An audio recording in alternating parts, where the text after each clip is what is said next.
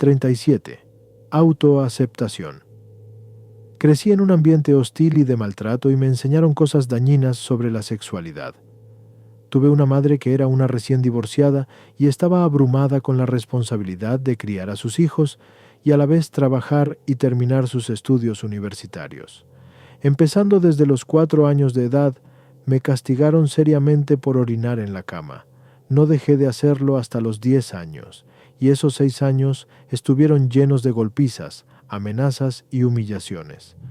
Nada de eso me ayudó a dejar de orinarme en la cama y me enseñó mi primera lección sobre la vergüenza. Las funciones corporales eran especialmente sucias y malas.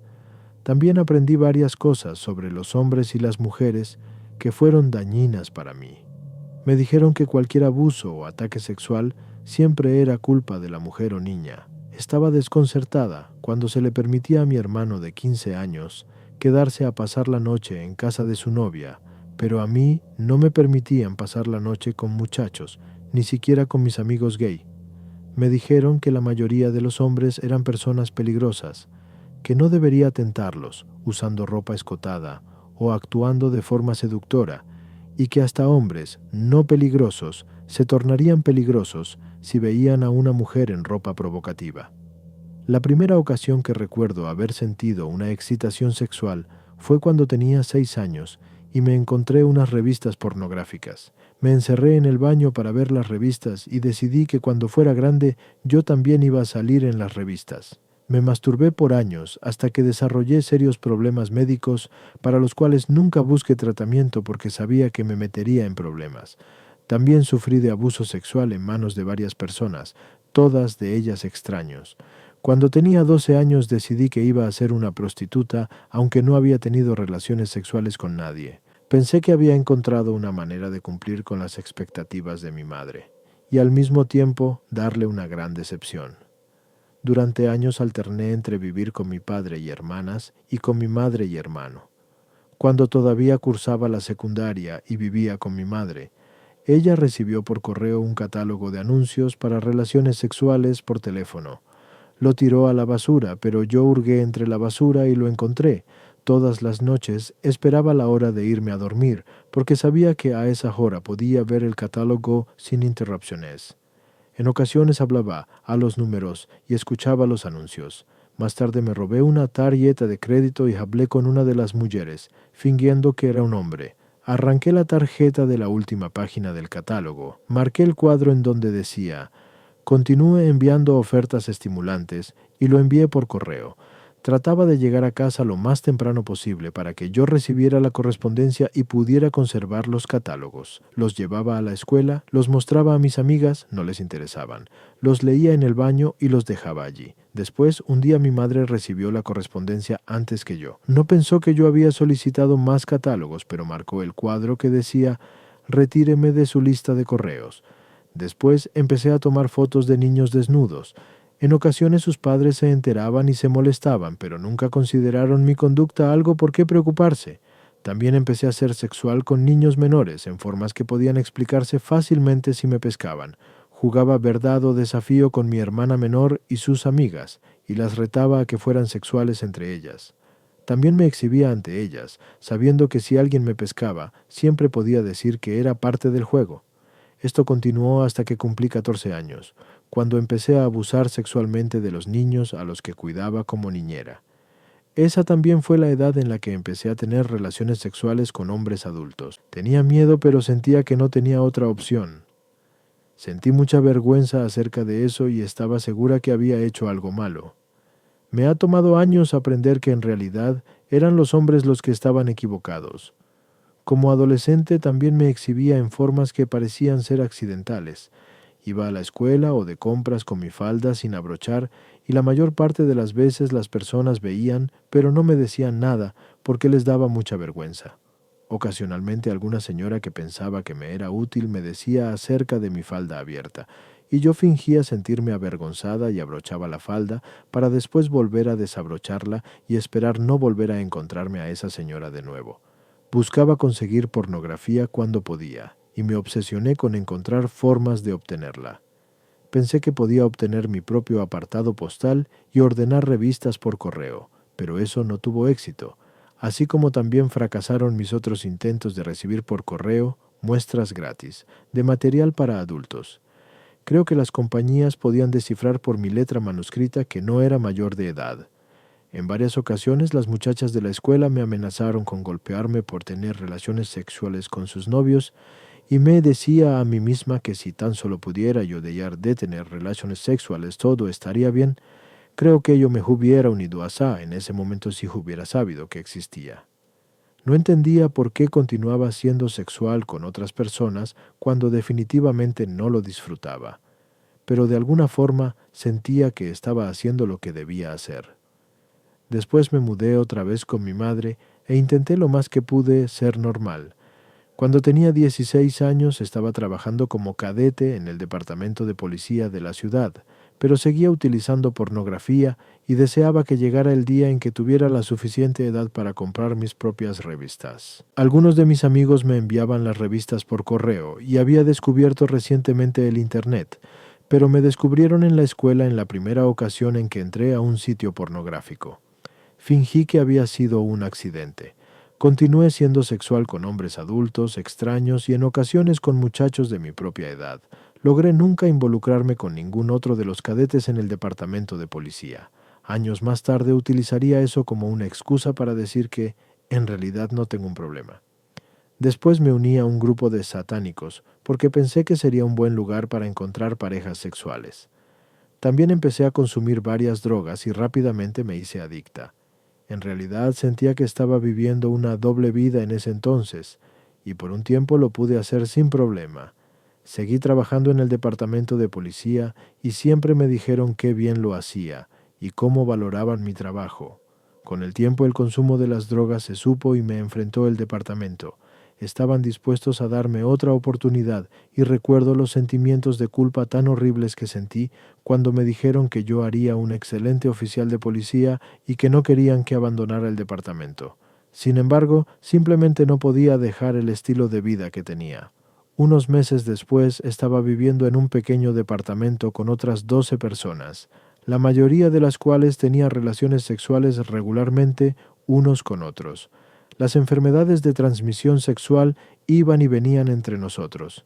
En ocasiones la confusión por las sustancias químicas se aclaraba lo suficiente, y me daba cuenta de que esto no era lo que quería hacer, y que en realidad tenía mucho miedo. Pero creía que no tenía una opción. Me dije a mí misma que este tipo de relaciones sexuales era mejor que no tener ninguna, y que sería más fácil fingir que no estaba sucediendo que intentar detenerlo. Para cuando tenía 18 años estaba en una relación destructiva y adictiva con uno de los compañeros de la casa. Estábamos en la calle porque nos habían corrido debido a mi consumo de drogas y a su conducta violenta, la cual con frecuencia desquitaba conmigo. Esto se convirtió después en otra conducta adictiva, la incorporación de la asfixia, sacar sangre, golpes y humillación a nuestra vida sexual. En ese tiempo pensé que simplemente estábamos intentando nuevas cosas y éramos libres sexualmente y continué con esta conducta por años con otras parejas. Pensaba que estar adolorida y tener marcas al día siguiente significaba que estaba teniendo excelentes relaciones sexuales y que seguramente todos los demás me envidiaban. Nunca busqué recibir atención médica para ninguna de las lesiones, porque pensé que alguien intentaría convencerme de dejar de hacer lo que estaba haciendo. Decidí que ya no quería ver a este hombre, porque el maltrato físico fuera de la actividad sexual resultó ser demasiado para mí. Con el tiempo regresé con él porque no tenía en dónde vivir y él siempre conseguía lugares para quedarnos. Mientras estuviera dispuesta a tener relaciones sexuales, me podía quedar allí también. Al fin me pude ir para siempre. Obtuve un trabajo en una fábrica grande y encontré muchas parejas sexuales allí. También estaba trabajando como modelo al desnudo para alguien que había colocado un anuncio en el periódico. Al principio las fotografías fueron de buen gusto y artísticas, pero después se tornaron más degradantes y pornográficas. No me agradaba hacer las cosas que este hombre me pedía que hiciera, pero me sentía obligada a hacerlas. Simplemente fingía que no estaba sucediendo, y para entonces ya era bastante buena en esto. Cuando este hombre me empezó a comprar ropa interior y solicitar abrazos, me asusté y dejé de contestar sus llamadas. Unos meses después, unas parejas anteriores mías me dijeron que me habían visto en las revistas. Estaba indignada, pero solo porque pensaba que me debió haber pagado más. Sin embargo, estaba feliz de haber logrado el sueño que anhelaba para mí cuando comencé a ver pornografía. Cuando tenía 19 años, me uní a una confraternidad de 12 pasos para mi adicción a las drogas.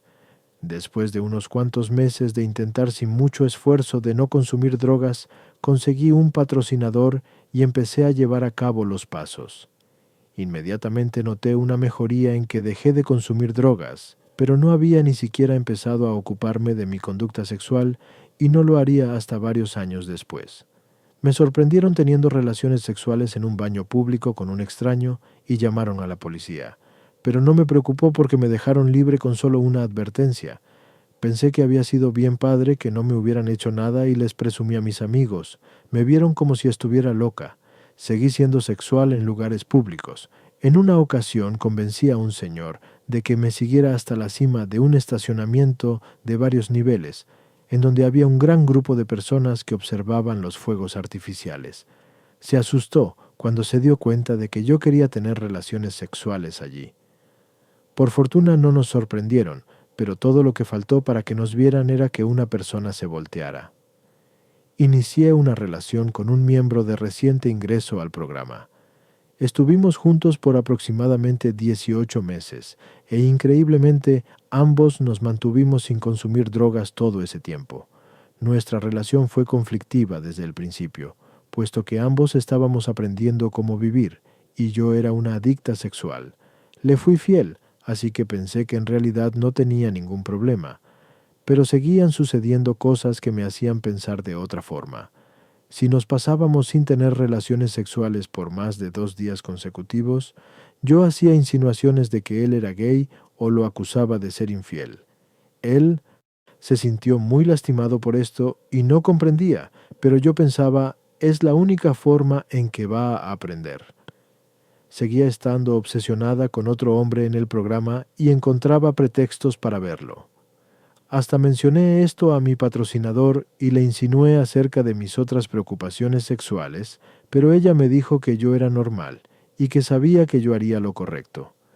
Creo que simplemente ella no comprendía la adicción sexual. Todavía veía pornografía cuando tenía la oportunidad y hasta accedía a que un fotógrafo distinto me tomara más fotografías al desnudo, en esta ocasión sin cobrar. Mi pareja se molestó mucho por esto y no sabía qué hacer. Tuvimos muchas peleas por esto. Lo acusé de estar inhibido sexualmente y de odiar a las mujeres. Después de un tiempo acordé no posar para más fotos. Hacia el final de nuestra relación, empecé a pensar que en realidad yo podría ser un adicto sexual, y para ese entonces ya había escuchado hablar acerca de sexoadictos anónimos. Pensé que unirme a ese grupo pudiera ser la peor cosa que yo pudiera hacer. Hablé con mi patrocinador acerca de mi conducta sexual, pero después me di cuenta de que no le contaba todo para que no me dijera que tenía un problema. Leí varios libros de autoayuda y pensé que podía encontrar la solución a mi problema de esa forma. Todo el tiempo me seguía diciendo a mí misma que estaba bien porque le era fiel a mi pareja, pero muy pronto ya no pude utilizar esa excusa. Tuve un breve desliz con el hombre de mi confraternidad con el cual estaba obsesionada, y por un tiempo continué viendo a ambos hombres.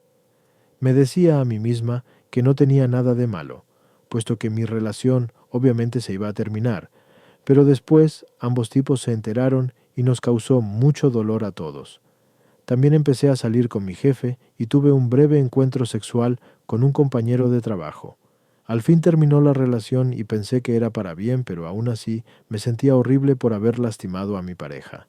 Pensé que tal vez podía desarrollar una relación positiva con mi jefe. Él tenía una novia de mucho tiempo, otra compañera de trabajo, que en realidad me agradaba y que era amable conmigo, pero pensé que de alguna forma la situación no era tan mala. Me quedaba en su casa la mayoría de las noches, él se levantaba y se iba a casa de su novia, y yo me quedaba despierta medianoche viendo pornografía en su computadora. En realidad, prefería eso que cualquier contacto sexual con él. Sentía que el Internet era perfecto y que era justo lo que siempre había necesitado. No me podía dejar ni sentir celos. Era gratis, si utilizaba la computadora de otra persona y contenía cosas que las revistas no tenían. La mayoría de las imágenes que veía representaban escenas de violaciones, personas, animales y niños muertos. Con el tiempo mi jefe vio todo lo que yo había estado viendo y me dijo lo enferma que pensaba que yo estaba, pero nunca me dijo que mi trabajo estuviera en riesgo, por lo que no vi ninguna razón para dejar de hacerlo. Veía las imágenes hasta que se me volteaba el estómago y me quejaba con mi patrocinador que no podía dejar de ver pornografía y que no podía sacar las imágenes violentas de mi mente. Intenté controlarme de diferentes formas, limitar mi tiempo en la computadora a solo 1 hora, ver solamente imágenes legales y no violentas y regresar a ver revistas. Nada funcionó. Con el tiempo la relación dejó de funcionar y ya no me permitieron estar en la casa de mi jefe. Estaba limitada a la computadora del trabajo, pero continué haciendo las mismas cosas. Mi jefe les había dicho a los otros empleados lo que yo había estado haciendo y todos empezaron a tratarme distinto. Después encontré otro trabajo. Por este tiempo llevaba como 2 años limpia, había llevado a cabo los 12 pasos, había patrocinado a algunas personas y tenía varias posiciones de servicio. Le agradaba a la mayoría de las personas y hacía un esfuerzo de practicar los principios espirituales en mi vida y transmitir el mensaje de recuperación al adicto que aún sufre. Una vez más llevaba una doble vida. Nadie en mi confraternidad sabía de mi adicción a la pornografía. Para ellos mi vida parecía fabulosa, pero yo empecé a ver cómo mi vida sexual actual era similar a mi adicción a las drogas. Continué buscando parejas sexuales en las juntas de 12 pasos, pensando que de alguna forma una de ellas me compondría. Cada encuentro me dejaba llena de vergüenza y desesperación. Unos meses después estaba saliendo con un hombre por el cual no sentía ningún respeto. De hecho, lo odiaba. Un amigo me dijo: «Solo sales con él porque al fin encontraste a alguien a quien odias más que a ti misma». Después comprendí que él tenía razón. Nuestra relación inició mal porque yo sentí que toda la actividad sexual me fue obligada. En ocasiones decía verbalmente que no, en otra peleaba físicamente, pero al final no servía nada, y una vez más encontré que lo más fácil de hacer era fingir que no estaba sucediendo. Creo que él también era un adicto sexual. Me comentó que había asistido a SAA y le pregunté con mucho entusiasmo cómo eran las juntas. Tenía la sensación de que algún día yo también iba a terminar yendo allí. Nadie comprendía por qué salía con este hombre. Mis amigos me animaban a que lo dejara. En ocasiones yo pensaba que merecía todo lo que él me daba, pero pensé más en unirme a SAA. Al fin llamé a SAA y solicité información sobre el programa. Un miembro me llamó y me puso en contacto con otra mujer en mi área, e hicimos planes para asistir las dos a una junta. Unos días antes de hacer la llamada casi me había violado un conocido. Sentía temor de asistir a una junta de SAA, porque pensé que estaría llena de hombres con los que ya hubiera actuado o que me hubieran visto en una revista. Pensé que todos seguramente me iban a juzgar y que SAA se trataba de privarse a uno mismo y de negar la sexualidad natural. En este punto ya estaba yo tan acongojada que ya no me importaba, pero fue un gran alivio descubrir que no era así. Algo que noté inmediatamente fue que los hombres en la confraternidad son muy maduros y respetaron mis límites personales. Los miembros del programa me hablaron acerca de la diferencia entre las conductas sexuales sanas y las adictivas, y aprendí mucho al leer la literatura. He tenido varias conductas en mi círculo interior, pero actualmente consiste en cualquier uso de la pornografía, incluyendo participar en ella, cualquier violencia sexual, incluyendo verla en las películas y cualesquier actos sexuales ilegales que hagan víctimas a otras personas. Me he abstenido de estas actividades desde que llegué a mi primera junta en julio del 2000. Lo que me gustó en particular del programa fue que podía seleccionar mis propios límites de mi círculo interior y no tenía que limitarme a las conductas sexuales que otras personas encontraran aceptables. Por último, se respetan mis opiniones y decisiones. Algunas personas parecen tener la idea de que los adictos no son capaces de tomar decisiones positivas para ellos, pero este programa me permite hacer precisamente eso. Hoy mantengo mi sobriedad sexual recordando el primer paso. Yo sé que pase lo que pase, siempre seré impotente ante la conducta sexual adictiva y que cuando actúo mi vida se torna ingobernable. La experiencia me ha demostrado que no hay nada que pueda hacer para controlar o disminuir el impacto de mi conducta adictiva una vez que decido participar en ella. También mantengo un contacto consciente con un poder superior amoroso, que no me juzga y que me ofrece una nueva perspectiva cada día. Otra cosa que me ha sido útil es elegir vivir mi vida hoy de una forma diferente a la forma en que vivía en mi adicción. En mi adicción me esforcé por hacer lo que las otras personas deseaban, por cubrir los sentimientos que a las otras personas no les agradaban y por asegurarme que siempre tuviera una pobre opinión de mí misma. En mi recuperación es necesario practicar la autoaceptación, aun si otros no me aceptan, permitirme sentir cualquier emoción que surja, hasta las llamadas emociones negativas como el temor, la ira, la preocupación y el rencor, y estar orgullosa de todos mis logros y elecciones positivas, dándome cuenta de que yo tuve mucho que ver en que se presentarán junto con mi poder superior. Cuando hago un inventario de mi vida y de mis acciones, me gusta mantenerlo tan equilibrado como sea posible. Eso significa que la lista de aspectos positivos será tan larga como la lista de rencores y la forma en que he lastimado a otros. Puedo utilizar este inventario para buscar mis defectos de carácter, aunque no los llamo así. No creo que nada de mi carácter sea defectuoso. Sencillamente pienso que como todas las personas tengo lugar para superarme. No creo que de alguna forma sea peor que nadie más, solo porque sucede que soy un adicto sexual. Sé que mi poder superior me acepta tal como soy y que me aceptaría aun si nunca me superó. Y es importante que yo también logre ese mismo nivel de autoaceptación. Otra cosa que ha sido básica para mantener mi sobriedad sexual es saber que no soy responsable de cualquier momento en que he sido una víctima. Sé que no fue porque me coloqué en posición de que sucediera, no estaba llevando a cabo el programa, o era un mensaje de mi poder superior. Este programa me ha permitido ver que yo nunca soy responsable de la conducta sexual de alguien más. También sé que es bueno que reconozca que de hecho yo fui victimada, que no solamente estoy actuando y pensando como víctima, y que cualesquier sentimientos que tenga acerca de un incidente en particular son buenos también.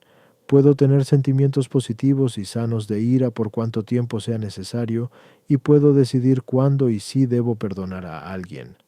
Creo que cualquier persona que haya sido víctima de un crimen tiene este derecho. Una de las mejores cosas de la recuperación hoy en día es que puedo rechazar un contacto físico de cualquiera sin tener que ofrecer disculpas o una explicación. Esto incluye abrazos de las personas en las juntas. En el pasado yo hubiera sentido que no tenía el derecho de rechazar un abrazo de alguien, o si lo rechazaba sentía la necesidad de inventar alguna excusa. Es fantástico poder decirle que no a alguien y saber que no importa por qué. También he podido sanar de las cosas dañinas que aprendí acerca de la sexualidad en mi infancia y me estoy sintiendo cada vez más cómoda conmigo misma y mi sexualidad. Al principio, el concepto de una relación sexual sana en donde nadie sale lastimado era demasiado para que yo lo comprendiera. Creía en realidad que disfrutaba los actos violentos porque eso era lo único que había recibido de todos. Ahora sé que, en realidad, no me agradó nada de lo que hice cuando actuaba. Actualmente no disfruto de cosas que son autodestructivas o que lastiman a otros. Sé que si estoy disfrutando algo, ya sea en forma sexual u otra forma, significa que debo seguir haciéndolo. Encontré que Sa'a no es ninguna de las cosas horribles que pensé que sería. No me puedo imaginar cómo serán las cosas para mí en un futuro, pero sé que mientras me mantenga en el programa, puedo tener relaciones sexuales sanas y nunca tendré que volver a actuar jamás.